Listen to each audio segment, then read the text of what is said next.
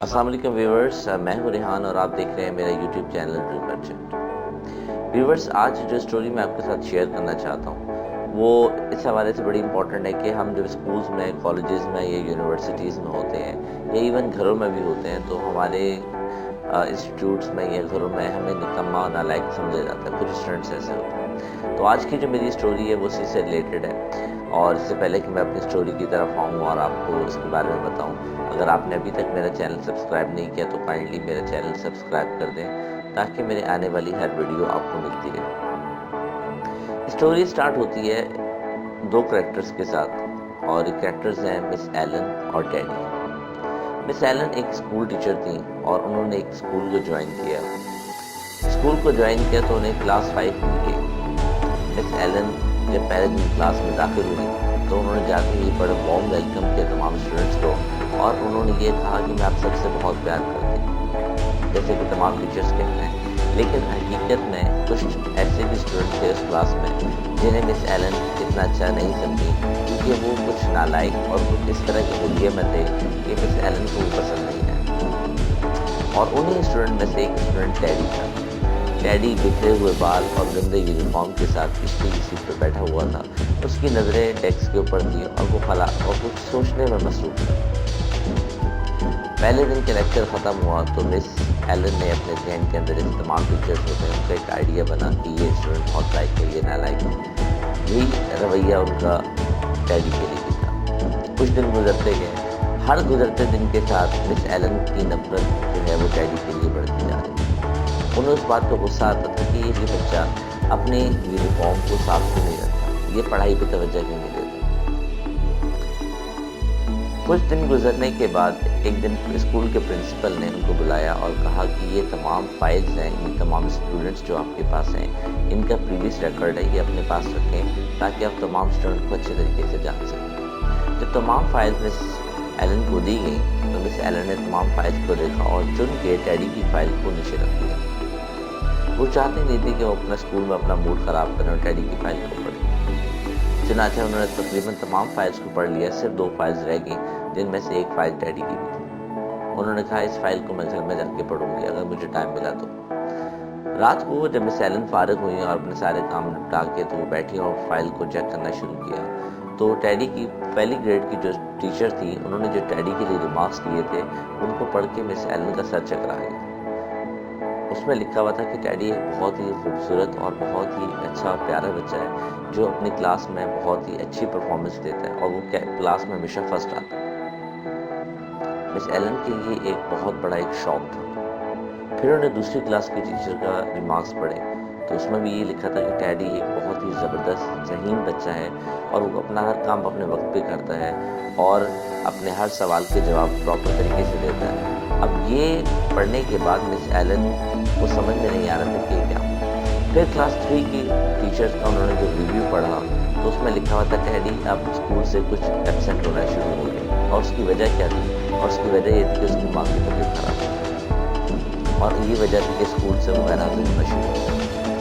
फिर उसके बाद क्लास 4 की टीचर के रिमार्क्स उसने पढ़े और वो थोड़े और ज़्यादा ख़तरनाक उसके लिए साबित हुए क्योंकि उसकी माँ की तबीयत बहुत ज़्यादा ख़राब थी मिड टर्म तक और इसकी वजह से जो डैडी था वो अक्सर स्कूल से गैर हाजिर होना शुरू हो चुका था। फिर उसके बाद फाइनल टर्म से पहले टीचर के जो फाइनल रिमार्क्स थे डैडी के बारे में वो ये थे कि डैडी जो है उसकी माँ जो है उसका इंतकाल हो गया और डैडी जो है बिल्कुल अपसेट हो और वो स्कूल में अक्सर आता है अक्सर नहीं आता और उसकी वजह से यूनिफॉर्म और सारी चीज़ें जो है वो लापरवाह होना शुरू हो गई।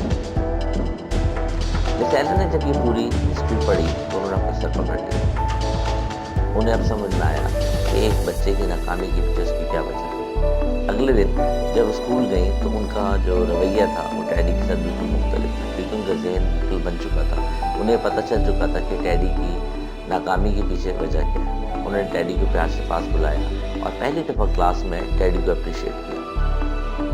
डैडी को जब उन्होंने अपने पास बुलाया और अप्रिशिएट किया तो डैडी ने पहली दफ़ा नज़र उठा के मिस एलन को देखा और पूरी क्लास को देखा। शायद उसे अपने कानों पर यकीन नहीं आ रहा था कि कोई उसके लिए भी हमदर्दी और अच्छे अल्फाज इस्तेमाल कर सकता है।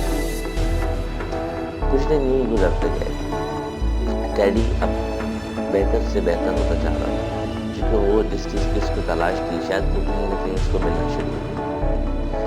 کچھ دنوں کے بعد کرسمس کا دور آیا، تمام بچے بہت خوش تھے کرسمس سے پہلے، اور اگلے دن جب وہ اسکول میں آئے کرسمس کے دن اگلے دن تو وہ ٹیچرس کے لیے بہت سارے تحفے اور پریزنٹس دیے۔ ٹیڈی کی خوشی، تمام بچوں نے اس کو پریزنٹس دیے جو کہ خوبصورت انویلپس اور خوبصورت پیکنگس کے اندر تھے۔ جب ٹیڈی نے اس کو اپنا گفٹ دیا تو وہ ایک اخبار کے اندر لپٹا ہوا تھا۔ تمام بچے دیکھ کے ہنسنے لگے، لیکن مس ایلن نے تمام بچوں کو خاموش کرایا اور انہیں کہا کہ آپ لوگ ہنسے مت اور خاموشی سے میری بات سنو۔ پھر انہوں نے ٹیڈی کو اگین اپریشیٹ کیا کہ تم میرے لیے گفٹ لائی ہے، میرے لیے بہت بڑی رقم تھا۔ پھر انہوں نے تمام اسٹوڈنٹس کے سامنے اس گفٹ کو کھولا جو کہ اخبار میں لپٹا ہوا تھا، اور اس کے اندر ان کو دیکھ کے حیرت ہوئی کہ ایک پرفیوم کی آدھی بھری ہوئی بوتل تھی اور اس کے علاوہ ایک نیکلس تھا جس کے کچھ موتی جو ہے نہیں تھے۔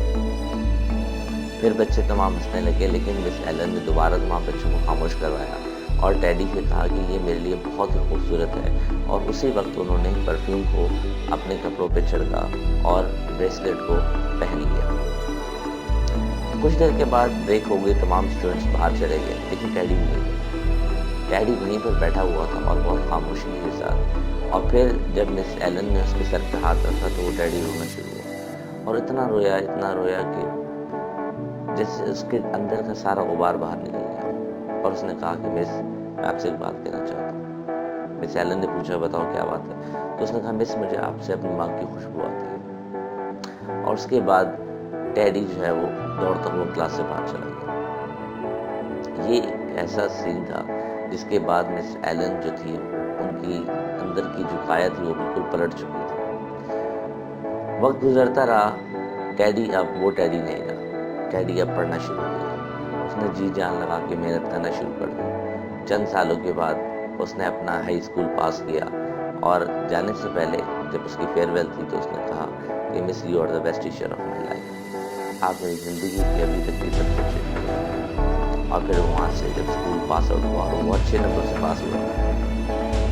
وقت گزرتا رہا، 2 سال اور گزر گئے۔ پھر ایک دن اس مس ایلن کو خط ملا ان کے گھر کے ایڈریس پہ، جس میں لکھا ہوا تھا کہ مس ایلن آئی ایم ٹیڈی، آپ مجھے بھول تو نہیں ہوں، اور میں نے اپنا کالج پاس کر دیا، لیکن ابھی تک آپ جیسے ٹیچر مجھے کوئی نہیں ملا، you are the best teacher of my life. سلسلہ یہاں پر ختم نہیں ہوا۔ 5 سال مزید گزر گئے، اس دوران ٹیڈی کے خط آتے رہے، لیکن 5 سال کے بعد ٹیڈی کا مس کو خط ملا جس میں اس نے لکھا کہ مس میں نے اپنی یونیورسٹی کلیئر کر لی ہے اور میں نے ایک میڈیکل کالج کے لیے جا رہا ہوں۔ مس ایلن کی خوشی کو ٹھکانا نہ رہا۔ چند سالوں کے بعد دوبارہ ٹیڈی کا مس کو خط ملا کہ مس اب میری شادی ہے اور میرے والد صاحب نے میری شادی آرگنائز کی، اور میں چاہتا ہوں کہ آپ میری شادی کے اندر ضرور شرکت کریں، اور ساتھ میں اس نے 2 ریٹرن ٹکٹس دیے۔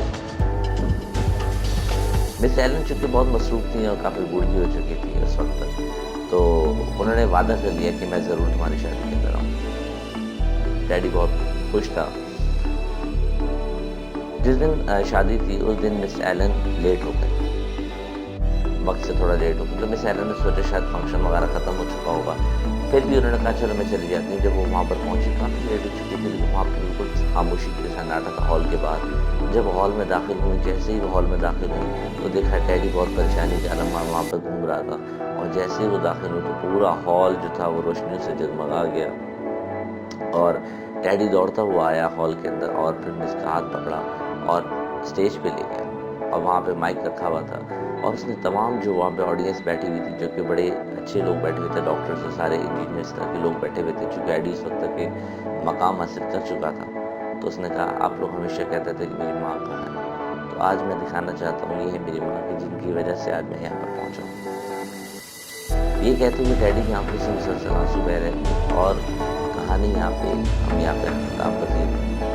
ہماری زندگی میں بہت سے ایسے لوگ ملتے ہیں جنہیں ہم نکما نالائق سمجھ کے زندگی کے در بدر بھی ٹھوکریں کھانے کے لیے چھوڑ دیتے، بجائے یہ سمجھنے کے کہ اس کے پیچھے کوئی نہ کوئی کہانی ہو سکتی ہے یا کوئی وجہ ہو سکتی ہے، کوئی ریزن ہو سکتی ہے۔ آپ کی زندگی میں ایسے ہو